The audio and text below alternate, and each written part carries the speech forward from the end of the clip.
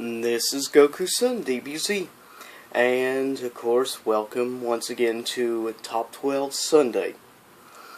Today will be the Top 12 DC superheroes, or DC heroes. Since last Sunday was Marvel, Top 12 Marvel superheroes. Next Sunday is going to be a special Top 12, not comic book theme, so stay tuned for that next Sunday, and also I'll be trying to upload next day or two a comic book review, of course, of issue 1 of Star Wars Darth Vader. So stay tuned for that review. Okay. Here it starts, and of course it's based on overall pop culture, popularity, movies, cartoon series, the overall picture and opinions on it from Twitter, Facebook, YouTube, and also now taking opinions as well from Tumblr. So, trying to be a little more diverse on that list. Next Sunday actually is going to be the top 12 best/worst comic book themed movies, so live action adaptations, so which will exclude CG and animated movies based on video games. So I hope you enjoy that. Of course, that'll be 6 of the best and 6 of the worst. So here it comes. Coming in at number 12, Cyborg, which is probably by a lot of people better well known for the Teen Titans animated series, is what I think introduced a lot of, younger generation to Cyborg character, which to be fair was interesting.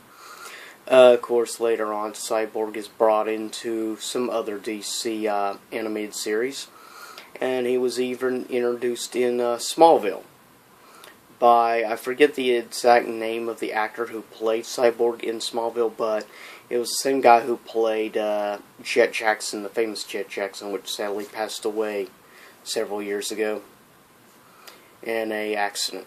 But personally, I liked him playing Cyborg in the Smallville series, but if anybody out there knows who I am in real life knows that I'm a huge fan of Smallville. But I digress. Coming in at number 11, Aquaman, which is somewhat of one of the more disliked DC heroes / Justice League members, though looks like we're gonna get a really cool and badass Aquaman in the movie that's being done, given who they casted to play him, given what he did when he was in season 1 of Game of Thrones, pouring melted gold over someone's head.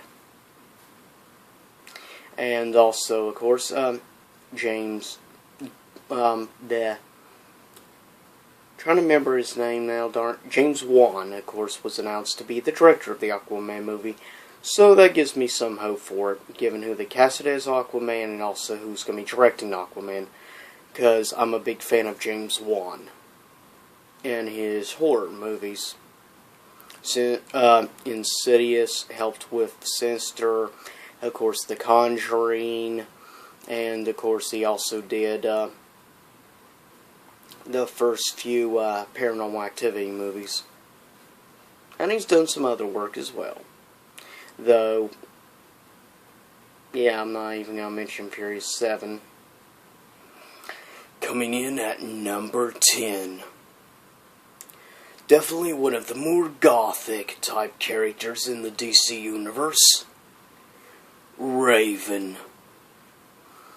Which is honestly a very interesting character, even though for the most part comic book wise I'm more of a Marvel person and an Image Comics person than I am a fan of DC Comics. But to be fair, Raven is actually one of the few DC characters I actually like a little bit more, to be fair.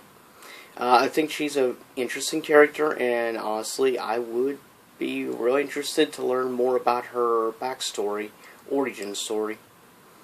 Of course, originally she was introduced, of course, in Teen Titans, just like Cyborg. Which is has become, over time, gained seems like a loyal fan base, definitely. Though she's not one of the more popular characters in the DC universe.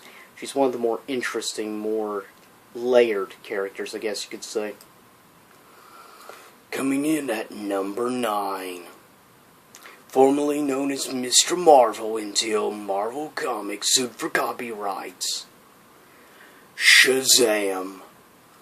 Which, interestingly enough, was the most popular DC hero / character in the 1970s with the Shazam TV series. Didn't last long, but in the 70s he was definitely the best-selling DC superhero without a doubt. Though I never really got interested in Shazam, though I will check out the Shazam movie, only because of who's going to be playing Black Adam. Originally was more of a villain, but now they're going with more an anti-hero version of Black Adam. Which of course is being played by Dwayne "The Rock" Johnson, or just The Rock. Which I'm a humongous fan of The Rock, have been. All the way back to WWF Attitude Era days. Always loved him. Awesome.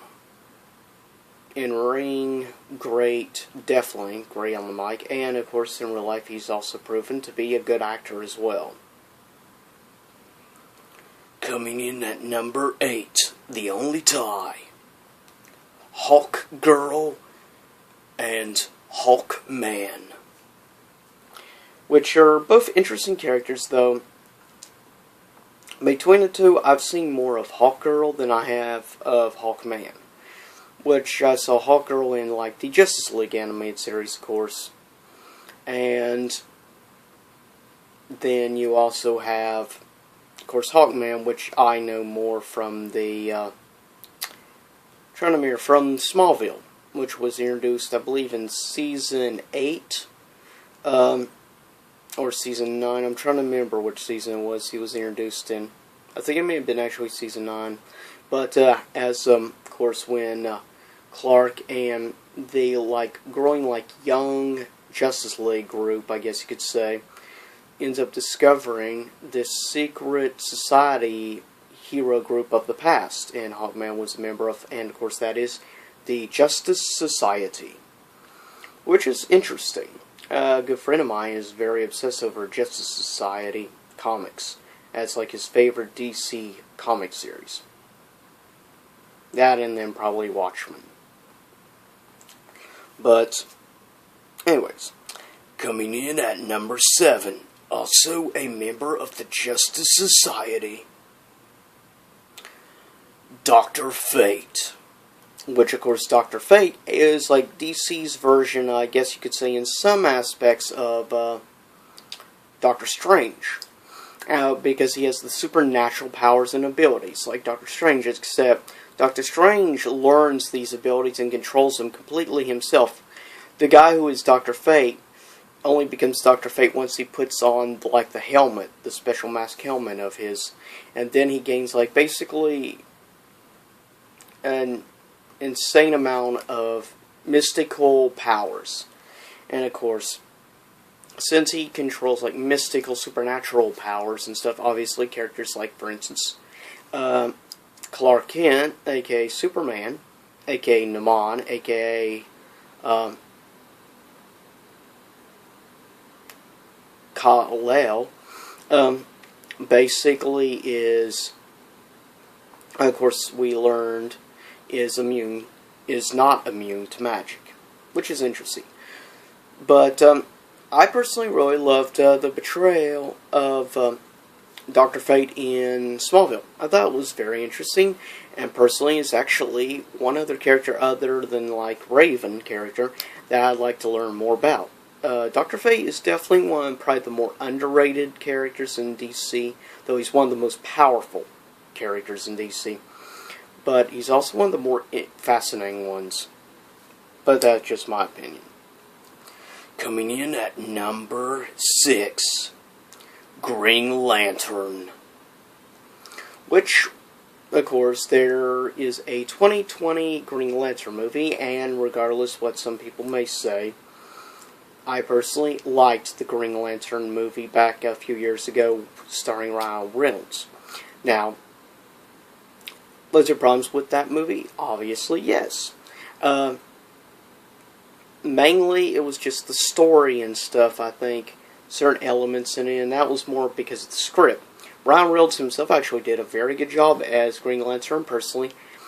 The main thing about the movie is I would have loved to have seen a lot more of the Green Lantern Corps, maybe even done the entire movie just about the Green Lantern Corps. And that way we would have learned even more about the character, which of course is Sinestro. Which at the very end of the movie, of course, puts on the yellow power ring and changes into the big head honcho villain, one of the biggest villains in DC Universe. But Green Lantern's interesting. You've had like 3 different, I think, Green Lanterns introduced. Now, personally, for me, and animated and stuff, my favorite, I'm trying to remember the name of the exact Green Lantern character, but that was in the original Justice League show. I thought he was interesting, and of course, looks like in the new Green Lantern movie, we're going to be going with that particular Green Lantern. I think it's something like Hal Jordan. I'm trying to remember exactly. I'm sorry. I'm not, as I say, I'm not the biggest DC fan, so I only have very limited knowledge overall DC-wise. Coming in at number 5, The Flash. Which, of course, is definitely one of the more well-known DC heroes, and of course, it's going to begin his own movie. And of course, he has his own TV series, which I've only seen a few episodes of. I need to watch the full first season, I know.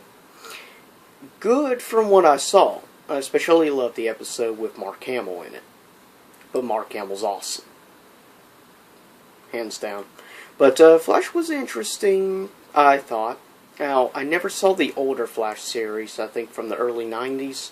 Never saw it. Oh, maybe I need to go back and check it out. Because the guy who plays the dad of the young Flash in this was the one who played Flash in the original show. Which is kind of interesting. But, and of course, the animated Flash was voiced by, I think it's Rosenberg, which of course played Lex Luthor in Smallville. Incidentally. As you see, there's a lot of stuff connected with Smallville, obviously. But, coming in at number 4, from, of course, DC Comics, introduced in Smallville on the small screen, and now has his own TV series, but a more brooding type version. Green Arrow. Which, of course, I love the TV series Arrow. Season 1, I thought, was honestly really solid and good. Season 2 blew me away. The portrayal of Deathstroke is what made me love Season 2 of Arrow. And Season 3, I've only seen a couple episodes. I need to watch the full Season 3, I know. Once it's available on Netflix, I will. Same goes for Flash. Now, this is, in general, just my, of course, multiple opinions, so it's no surprise, given the success of the Arrow TV series, why Arrow made it to number 4, because he's now become such a huge, iconic DC hero. Back about 10 years ago, he'd probably be at the bottom of this list, but now, between the successful, now getting ready to go on its 4th season on TV, but really, I think what helped boost Arrow, or Green Arrow, was the introduction of the character by Justin Hartley in, of course, Smallville, which was in Smallville season 6 to season 10, so the second half of the show he was in. And he was more of a wisecracking individual and stuff, more sort of like a Spider-Man type character, I guess you could say, more so. Now they made him more of an anti-hero type character. In Season 1, he is more, in Arrow, more of an anti-hero, and becomes more a hero in Season 2 and on. But, very fascinating, very interesting character. aka Oliver Queen. So I find this very interesting. Now, coming in at number 3, which is going to make a cameo in Batman v Superman Dawn of Justice, Wonder Woman. Which shouldn't be surprised, number 3 being Wonder Woman, because Wonder Woman, without a doubt, of all female characters from DC, she is the most beloved, and she had a pretty successful 1970s TV series. Was cheesy, but keep in mind you're talking the 70s here. That was a cheesy decade. Same thing goes for the 80s. Another cheesy decade. But Wonder Woman is a very interesting character, and she has a very interesting weapon, which is the lasso of truth. Which, when she would put the lasso around a person, they would have no choice but to tell the truth on anything. Which I find interesting. Of course, her special power gauntlets, which allowed her to bounce like bullets and stuff, and has other special little abilities. Which people will see in Batman v Superman Dawn of Justice next year. Coming in at number 2, the Caped Crusader, the Dark Knight, the Guardian of Gotham, Batman. Which, of course, is without a doubt the single most popular character in the DC Universe. So some would say, why is he only number 2 if he's the most popular? Well, he's the most popular, really, I think from the 80s onward, he became the most popular hero of DC. But prior to that was obviously what is going to end up number 1. But Batman is very deserving at number 2, though I'm not the biggest Batman fan, as people know. I do still find the interesting character Bruce Wayne, and I'm a big fan of the movies, in particularly Batman Begins. But love Batman, always had. But it's obvious given his influence in definitely today's pop culture of DC heroes. Basically, Batman to DC for the most part is like Spider-Man to Marvel, which is the single most popular character. Though Spider-Man basically was the most popular Marvel hero since day one of Marvel. Though nowadays you might see it more of torn overall popularity. Thanks to the cinematic universe, it's probably more of really a tie nowadays between Spider-Man and Iron Man. Though you've also got your huge amount of Wolverine fans. But yes, now some honorable mentions before number 1. Supergirl, Batgirl, Nightwing, Robin, Static Shock, Booster Gold, Beast Boy, Starfire. And so, number 1. Oh wait, one other honorable mention I forgot. Martian Manhunter. Number 1, DC superhero on the top 12 list. Superman. Was there any surprise? Yes, as I said, Batman is the most popular today of DC. But for years and years prior, the single most popular superhero was Superman. He was the first real superhero, I guess you could say. And interesting, over the years, they've kind of overpowered him. Of fictional characters, he is probably the single most powerful character in all of, well, for the most part, at least of heroes. He's the most powerful hero in pretty much all of American fiction. Sort of like in Japanese fiction, the single most powerful character is Goku, or Kakarot. And of course, with Superman, as I said, of course he's known by Superman, he's known by Clark Kent, he's known by Kal-El, which everyone knows about now. You only learn about his fourth name in, of course, Smallville, which is Naman, which was brought down as legends by the Kawatche, a Native American tribe, in special caves in Smallville. And you learn a lot over in, of course, the Smallville series about really the origin story of Superman. Or Clark Kent, rather, since he's not really called Superman. But, he is an interesting character, to be fair, and I'll be honest. Personally, for me, besides being probably the most influential DC character of all time, Superman's pretty much probably my favorite, which is why I was not a big fan of the Man of Steel movie. Because I still kind of tried to make a dark version, gritty like Nolan-type tone Zack Snyder did. And it just doesn't work for Superman, I'm sorry, but that dark gritty tone like Universe DC's going for just doesn't suit Superman. He's supposed to be super, he's supposed to be good. You know, the perfect example of what Superman is supposed to be would have been the Superman 1 and Superman 2, which of course starred Christopher Reeve. And anybody that knows me knows of live-action Superman characters. Christopher Reeve is probably my favorite Superman without a doubt.